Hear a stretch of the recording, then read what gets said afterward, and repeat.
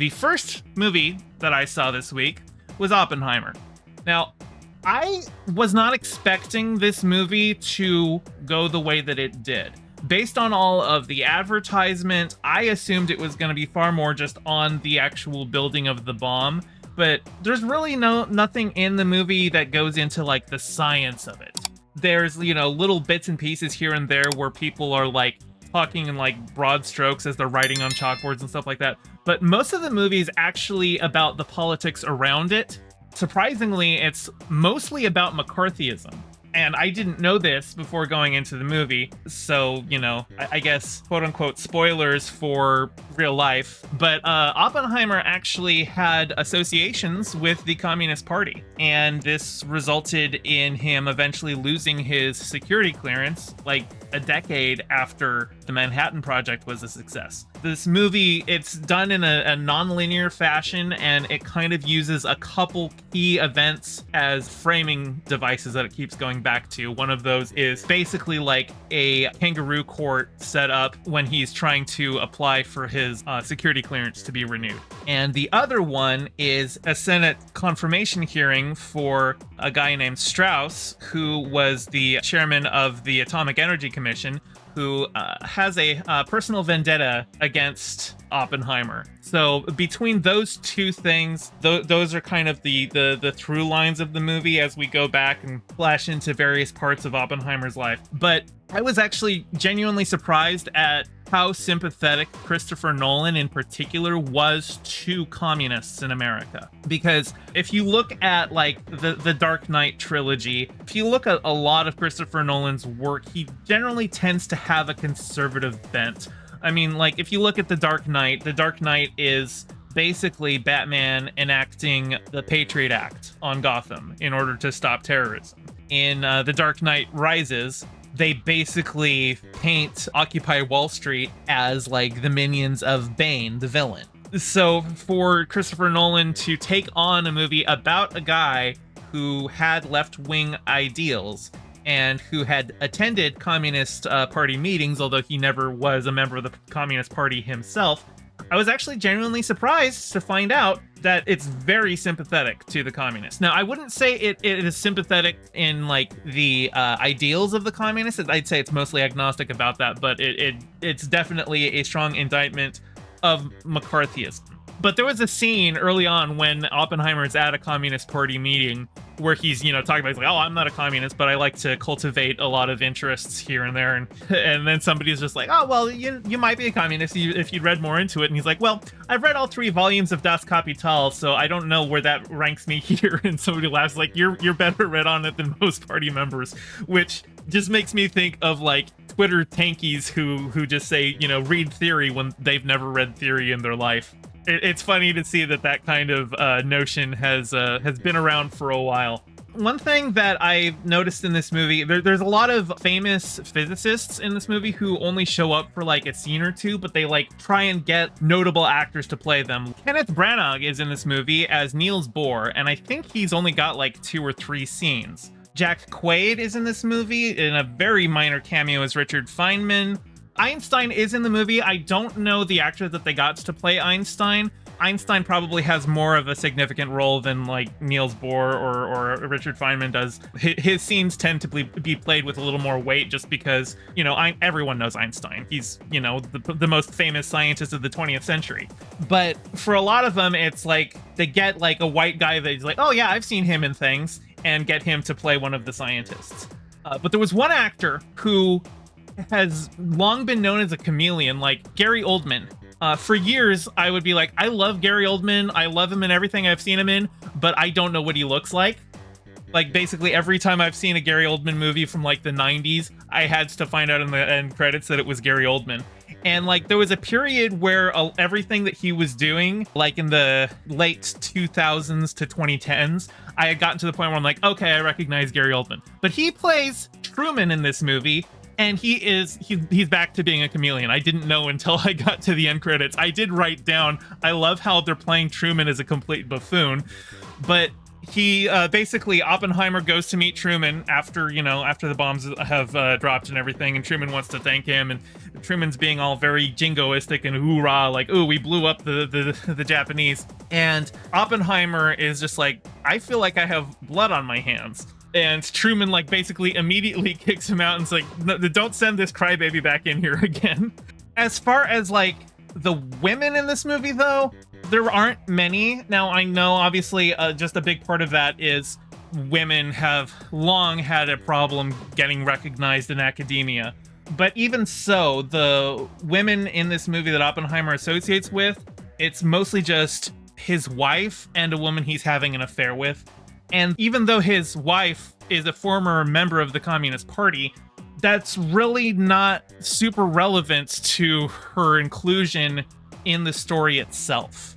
She mostly just plays like the troubled alcoholic wife of the main character. And the woman he was having an affair with just plays the troubled woman he was having an affair with. They're all just framed in terms of the relationship to Oppenheimer. And it is Oppenheimer's movie, but not every character in this movie is framed through the relationship to Oppenheimer. And so to have only a couple of women in this movie, and both of them being related primarily in how they have a sexual relationship or a romantic relationship with Oppenheimer, kind of feels like there should have been more to do. I don't know. For a biopic, there are certain historical realities that you've got to deal with in terms of that. But history has always ignored the contributions of women, and I kind of feel like this movie, inadvertently or advertently, I don't know, it feels like they could have done more with it. Lucky Otter says it does purposefully show multiple instances of sexism at Los Alamos. Yeah, there's bits of that. I feel like the women in the movie weren't treated with enough screen time or enough to do in the story. In terms of the Trinity Test, which is what all of the marketing was building up to, they were saying, oh, you've got to see this in IMAX. Oh, the nuke going off, it's gonna, blow everyone away.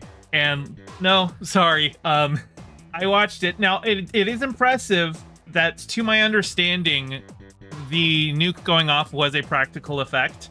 So they did have to basically set off a giant firebomb in the movie, but because of that, it doesn't look like a nuke going off. It looks like a giant fireball. A very giant fireball that they had to set off in film from miles away, but still, there had to be a lot of really close-up shots on the fireball in slow motion to really try and sell the enormity of it. But I was in an IMAX theater, and I didn't even feel like the studio was properly shaking, I'm sorry, but I felt underwhelmed by the nuclear blast. Now, we don't see the nukes going off in Hiroshima and Nagasaki because, Oppenheimer wasn't there for those. But he was there for the Trinity Test. Another thing that people were concerned about going to the movie was whether this movie was going to try to justify the bombings on Hiroshima and Nagasaki. And it doesn't. Characters in the movie obviously do. Truman's in the movie for one scene. A lot of characters are obviously advocating for it. But while they never have Oppenheimer explicitly say that he regrets the bombings in Japan, or he thinks they shouldn't have happened, the movie does portray a big weight on his shoulders for having participated in that. This gave me a bad impression of Truman. Yes, yeah, no. This movie makes no bones about how it thinks Truman was an idiot and an asshole, which is true, so I'm happy that they did that. Overall, I think it's a really great movie. I don't necessarily think that you need to see it in an IMAX screen.